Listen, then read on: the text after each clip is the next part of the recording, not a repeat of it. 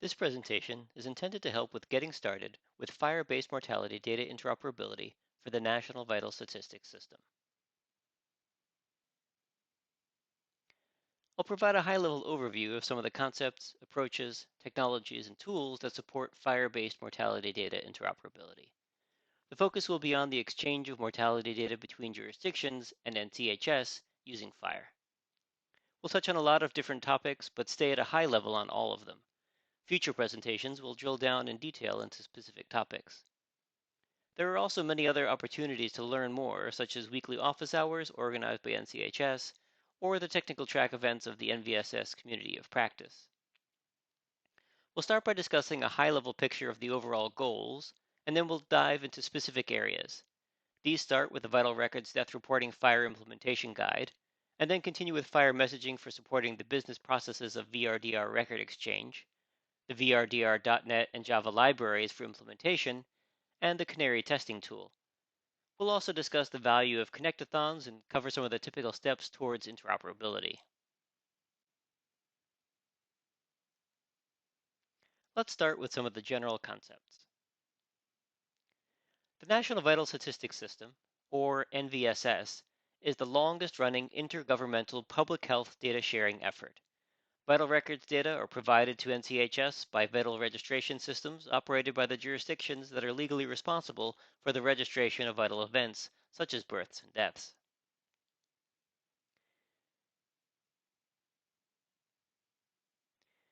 If we consider the current state of mortality data interoperability, we can look at a few areas where data exchange comes into play. Starting on the left side of the diagram, there are a lot of participants in the ecosystem who are using existing systems to manage their data. For example, most medical examiners use some type of case management system. If that case management system is not directly connected to the jurisdiction EDRS, then double data entry is required when registering a death with the jurisdiction. Further to the right of the diagram, you can see data exchange with surveillance systems like cancer registries. In many cases, these exchanges use ad hoc standards. Finally, at the far right of the diagram are the exchanges among jurisdictions and between jurisdictions at NCHS. These exchanges at the moment make use of IJE, which is a batch format. There are a lot of potential opportunities for using FHIR for improving mortality data exchange, but it doesn't make sense to try to tackle all of them at once. There are currently a few key areas where use of FHIR is being explored for data exchange. On the left-hand side of the diagram, you can see exchange between case management systems and jurisdiction electronic death registration systems. That will be covered elsewhere. The area of data exchange that I will be focusing on is between jurisdictions and NCHS. One thing that you'll note in this diagram is the role the State and Territorial Exchange of Vital Events System, or STEVE, plays. STEVE 2 is currently used for exchange of data between jurisdictions and NCHS, and that is not expected to change when moving to FHIR. This diagram also includes a line directly between the jurisdictions and NCHS. NCHS expects to provide a backup capability for direct submission to NCHS in addition to submission through STEVE. You may have heard of a health standard called FHIR. FHIR stands for Fast Healthcare Interoperability Resources. Very briefly, FHIR is a standard for the electronic exchange of health information. FHIR was created by the Health Level 7, or HL7, International Standards Organization. One of the key benefits of FHIR is that it uses standard data representations that let health information be reused in a lot of different contexts. By standard data representations, what I mean is that it makes use of some common internet technologies like RESTful data exchange and the JSON data format, which many developers are already familiar with. This contrasts with other prior HL7 standards that are more specific to healthcare, as well as the IJE standard, which is very specific to vital records. FHIR follows something called the 80-20 rule. The base standard for FHIR covers about 80% of health use cases. That's intentional because those 80% are common across many scenarios.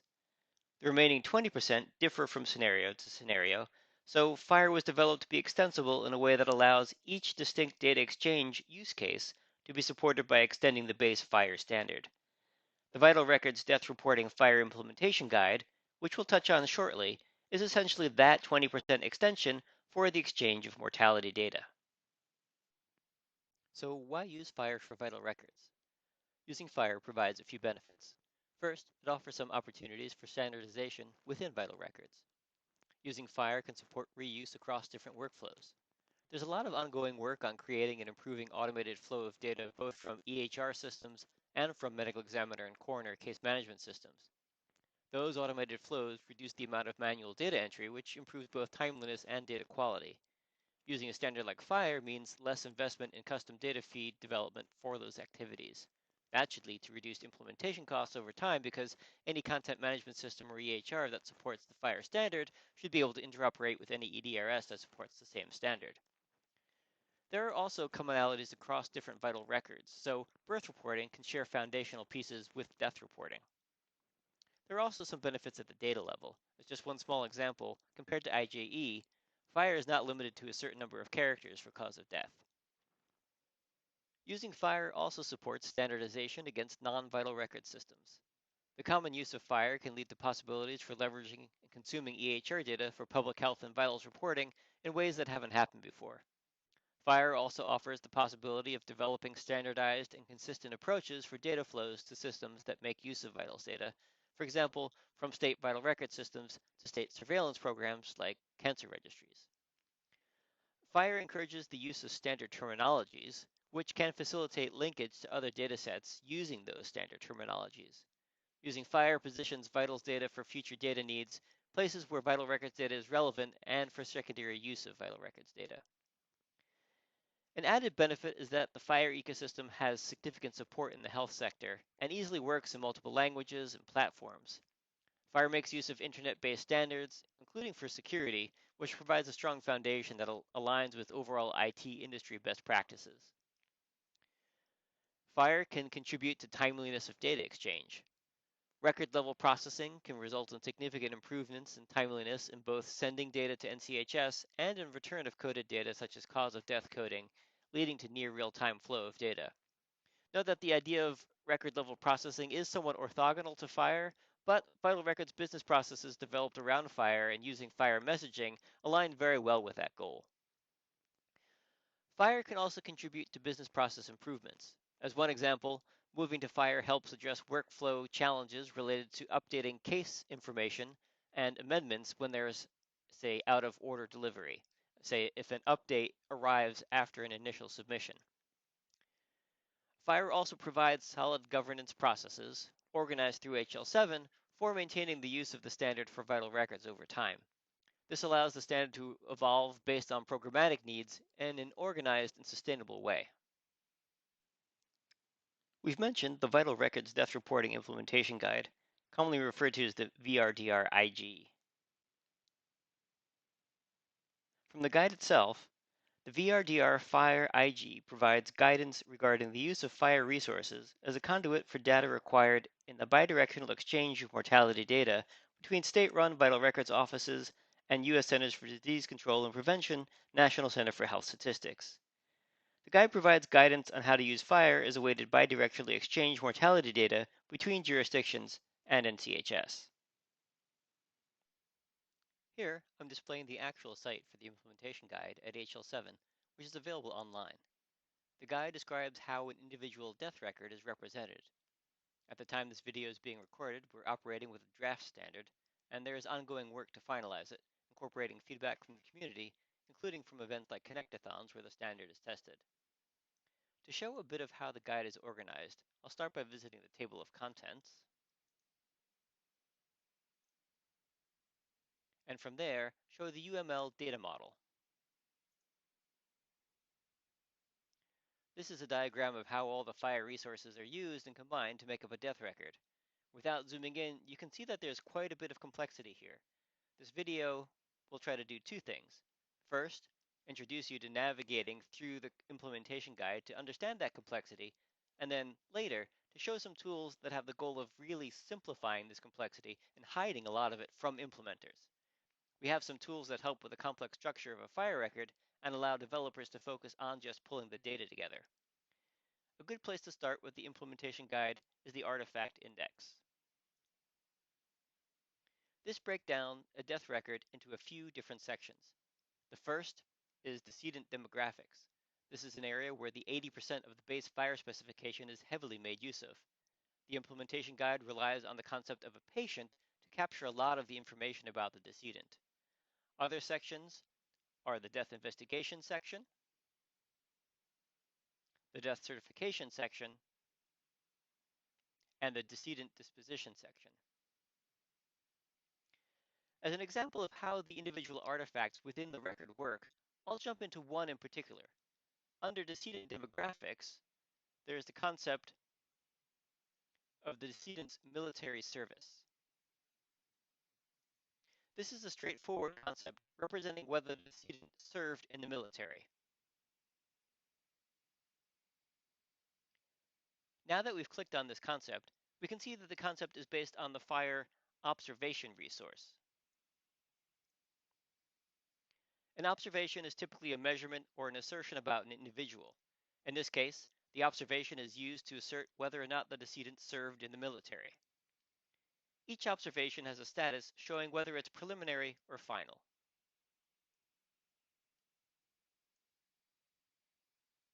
The implementation guide requires it to have a fixed value of final.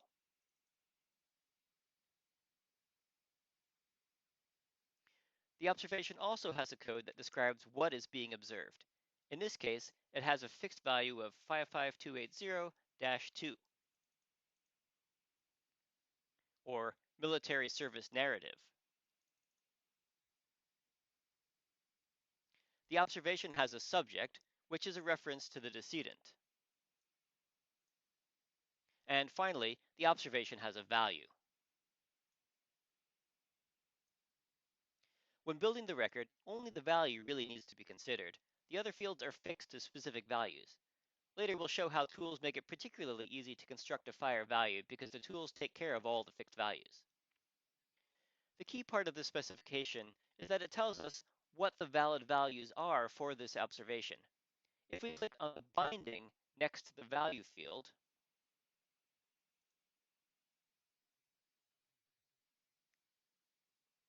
this brings up the value set, which tells us that this particular field can have values of no, unknown, or yes.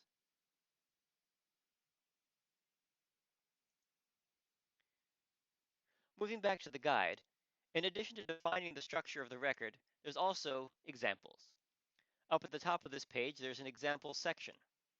If I click on examples and then into the decedent military service example, I can take a look at the XML for this section of the record. We can see that it's an observation.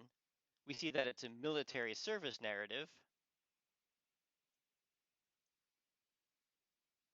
and that there's an actual value of yes.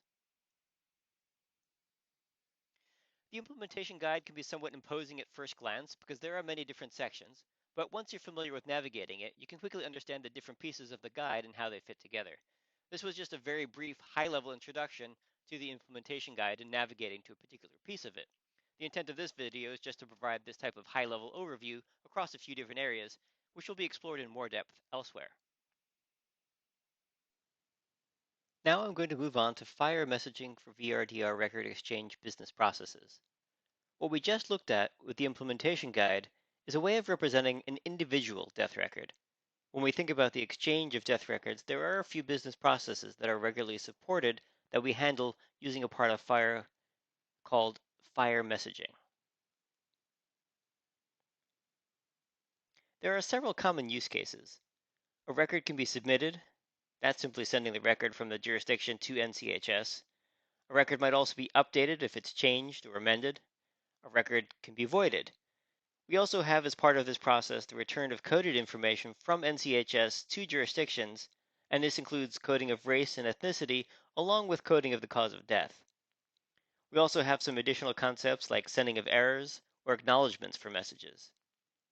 The approach for handling these business processes is to use a part of FHIR called FHIR Messaging to handle these common use cases. FHIR Messaging supports the concept of asynchronous communication. We know that when a record is submitted to NCHS, coding of the record may be fairly quick if it can be handled in an automated way, or it might take some time if a person is involved in a manual coding process. Because of this potential time lag, we need to support a business process where the coded response may be returned after some time has elapsed. It's also helpful to have the concepts of delivery status or error response let us know how the underlying business processes are proceeding. We also want to make sure that the use of FHIR is flexible so that it can be used via different data exchange mechanisms. We've talked about how Steve 2.0 is a key system for vital records data exchange. If and when Steve 2.0 in the future offers a FHIR API, or NCHS offers a FHIR API, the same FHIR messaging approach should be used for both. Finally, there needs to be reliable delivery of messages, with confidence that the messages that are sent will be received. As mentioned earlier, FHIR messaging is just a part of the overall FHIR specification, and the use of FHIR messaging for vital records exchange is a fairly straightforward way of building on existing work to address the requirements from the previous slide. It uses the FHIR VRDRIG to represent records. It has a message header with contents that are used for reliability and error handling. It adds some simple messages for voiding records and updating records. FHIR messaging addresses the other requirements just mentioned. Out of the box, it supports asynchronous exchange of messages, can be used to cover different transport interfaces, and provides reliable message exchange. The specification itself is available online on GitHub. This diagram shows at a high level how FHIR messaging is used to exchange vital records data. In this simple case, a jurisdiction submits a death record. Data from that record is extracted. If that extraction happens successfully, an acknowledgement is immediately sent back to the jurisdiction, indicating that the message was received successfully. At a later time, one or more coding responses is sent from NCHS back to the jurisdiction, and the jurisdiction acknowledges receipt of the coding responses. This text diagram shows the structure of a FHIR message. You can think of the message as an envelope that wraps a death record. The first section is the header, which contains information on the sender and the recipient, like an envelope. The second section contains some additional information identifying the record, like the certificate number. The third section is the record itself, which is described by the VRDR Implementation Guide that we previously discussed. I'm going to now provide a brief demo of some FHIR messaging concepts. I'm going to show a simulation of two systems engaging in exchange of mortality data using FHIR messaging.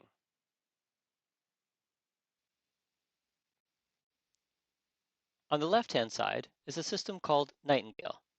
Nightingale is an example electronic death registration system that allows us to demonstrate concepts and conduct proof of concept exploration to test out ideas, and here represents a jurisdiction system that will be submitting records.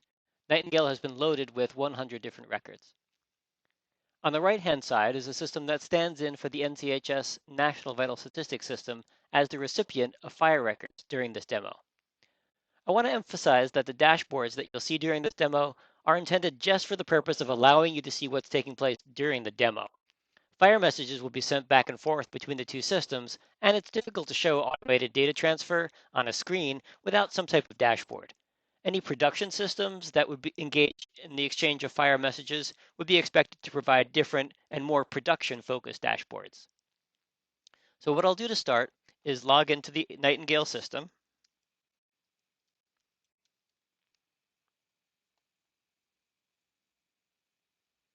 And you can see the records that have been loaded into the system.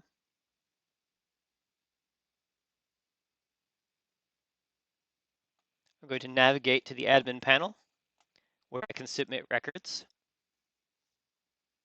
Here we can see again the list of the records loaded into Nightingale, and none of them have yet been submitted. For this demo, we have a button to submit records. In a production system, submission of records would happen via some type of automated process. Once I click the button, the system begins to submit the 100 records. As the screen updates, you can see records being submitted and then received on the right-hand side of the screen. Then on the left-hand side, you can see acknowledgement message coming back, and then also coded response messages coming back. As the process completes, we'll see 100 records received by the system on the right, representing NCHS's National Vital Statistics System, and then 100 acknowledgements and 100 coded responses received by the system on the left, representing the jurisdiction. There's a 5-second delay built into the coding responses to simulate the concept of asynchronous communication. Now that we have all the records submitted, acknowledged, and coded, we can briefly see what the different messages look like. If we look at a submission message, we can see the message header with the source and destination information, like an envelope, and we can see the record itself. When we look at the coding response message,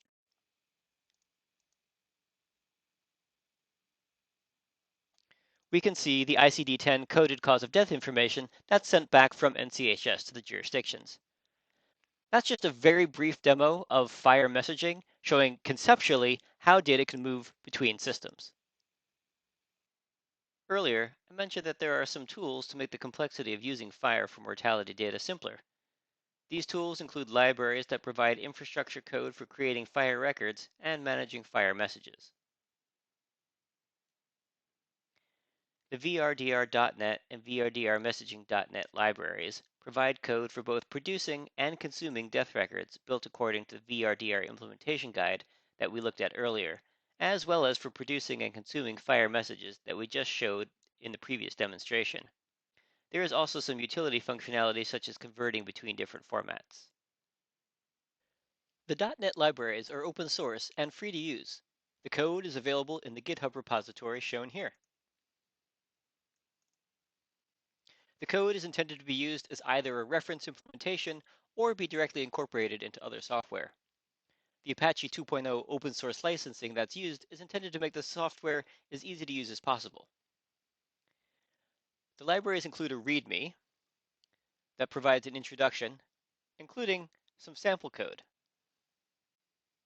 There's a separate section of the documentation linked in the README that covers messaging in significant detail and provides examples as well.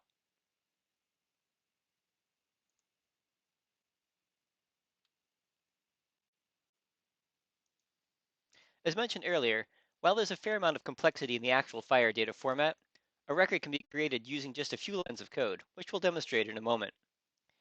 In addition to the libraries themselves, there's also a command line tool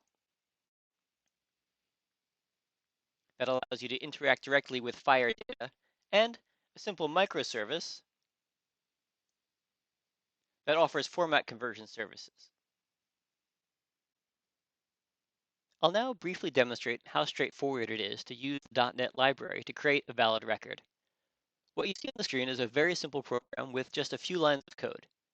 While this code is not building what would be considered a complete death record, since there are quite a number of fields to cover in that complete record, it is building a partial record that includes the certificate number,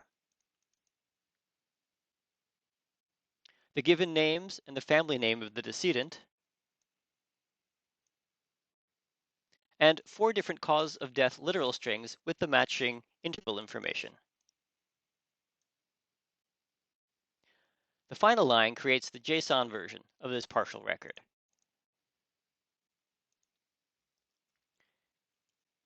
If we run the program, what we see on the screen is an actual JSON FHIR death record. If we scroll up, we can look at the information that was inserted into the record. For example, we can see the cause of death literal strings that we specified in the code. You can see that while there's a lot of complexity when we look at the format of the data that's produced, the actual code to produce this was fairly straightforward, which is really the intent of the library. In addition to the .NET libraries, there's also a Java implementation of the VRDR Implementation Guide, also available on GitHub. A number of jurisdictions have successfully used each of these libraries within their implementations. The next thing we'll cover is the Canary testing tool. We've discussed the FHIR VRDR standard, and we've talked about some tools to help create or read records that implement that standard. In a complex domain like vital records, it's also useful to have tools to test implementations. Canary is an open source tool that supports the development of systems that exchange mortality data using the FHIR standard. For example, Canary allows you to test that your system is correctly producing FHIR records and FHIR messages. Canary also provides some utilities that let you investigate FHIR data and examine it in detail. Essentially, Canary is intended to be a Swiss Army knife for dealing with mortality data in the FHIR format. Like the previously mentioned .NET and Java libraries, Canary is an open source project also available on GitHub. The README provides information on what Canary is and the features it offers, as well as describing how Canary can be run.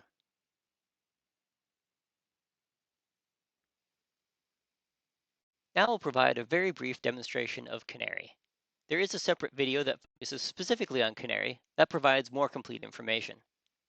If you recall, in the previous demonstration, we used the VRDR.NET library to create a simple partial death record with a few of the fields filled in.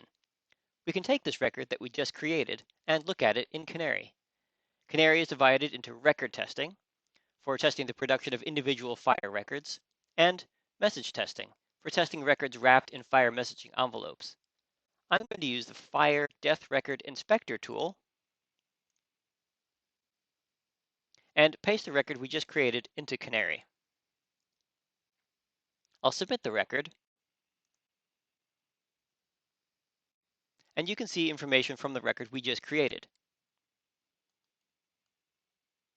For example, the certificate number and the cause of death information. If we're interested in the actual structure of a particular section, we can dive in deeper to view it in isolation. If you remember from the beginning of this video, we looked at the concept of military service in the VRDR Implementation Guide. We can see how quickly it is to add military service information to the death record using the .NET library. This is the example, which we now can update to add information on military service. We simply set deathrecord.militaryservice boolean to true, which is shorthand for indicating that the decedent did serve in the military. We can then recreate the record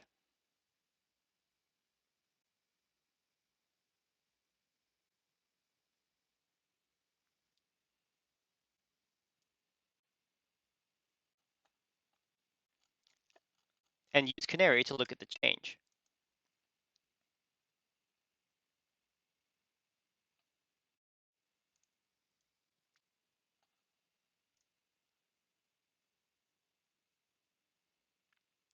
We can see that now the record contains information on the military service of the decedent. As expected, we see that the military service is set to Y, meaning yes. That's a very high-level overview of Canary. Hopefully, through this brief demonstration, you can see how these tools and libraries are all intended to work together to make it easier to navigate some of the complexity within a death record. Canary provides one type of testing. With any type of data exchange, it's also helpful to have specific testing events. Nothing provides quite as much confidence that things are working as actually testing connections between systems. Having technical teams in a room together, whether it's in person or a virtual room, and actually trying to connect systems and see how well they communicate with each other is something that Connectathons are intended to facilitate. Connectathons are organized activities that can be hosted by different organizations. HL7, the standards organization that manages FHIR, is one of those organizations that hosts Connectathons. IHE is another standards organization that does the same thing. Connectathons provide both an opportunity to test interoperability between systems, as well as an environment for interacting with others who are developing similar systems. There has been previous testing of mortality data exchange at Connectathons. Over the past few Connectathons, there has been testing of submission of FHIR mortality records from jurisdictions to NCHS, testing of the return of coding response messages from NCHS back to jurisdictions, and testing the actual format of the record combined with FHIR messaging. These tests have not only been useful to test the systems under test, but they've also provided valuable feedback on the VRDR implementation guide and on the FHIR messaging approach. Testing has been completed using Steve 2.0 and has been structured to support progressively testing FHIR message processing capabilities, ranging from simple to more complex test cases. What's currently shown is the test plan from a Connectathon in September of 2021. It starts with some overview information and instructions for using Steve 2 for testing. As we scroll down, we come to a set of structured tests that walk through the different parts of the process. The tests start with the basic step of submitting an individual FHIR message,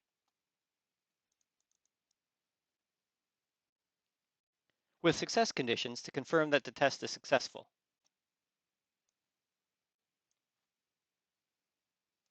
Tests also cover submission of an update message and submission of a void message.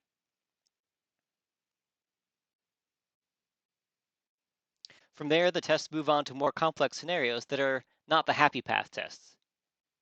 In addition to testing successful cases, it's also important to test what happens if some type of error occurs.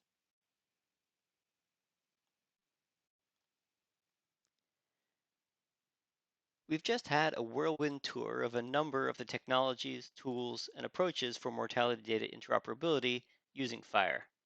To wrap up this presentation, we'll briefly cover some of the steps for working on FHIR-based interoperability. The first step to consider is assembling the right team. Implementing FHIR for mortality data exchange is a technical activity that's going to require expertise in informatics for data mapping activities and in software development for implementing data transformation and API interactions. This might mean working with your EDRS vendor or an existing technical team that has those capabilities. This team then needs to spin up on FHIR, the VRDR implementation guide, and the tools and technologies that support implementation, like the open source libraries and Canary that we've just covered.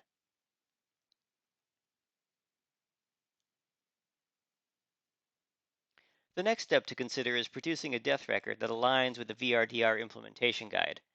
A good approach for doing that is to first understand how the data should be structured by looking at the examples that Canary can produce using Canary's synthetic record tool.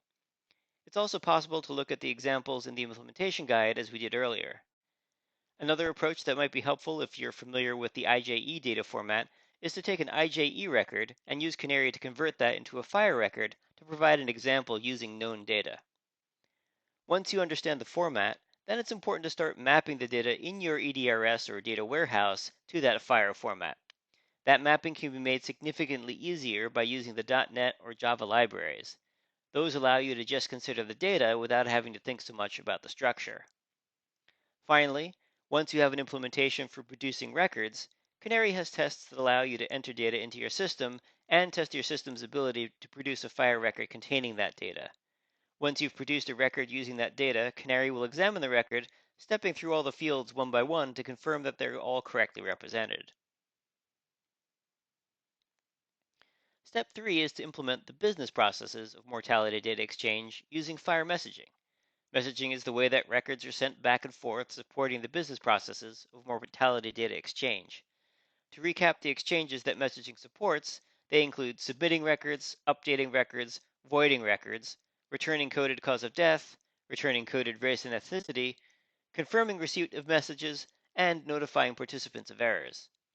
As with creating the records themselves, all of these messages are easier to create and manage using the VRDR.net messaging library. Step 4 is to test your implementation using Canary.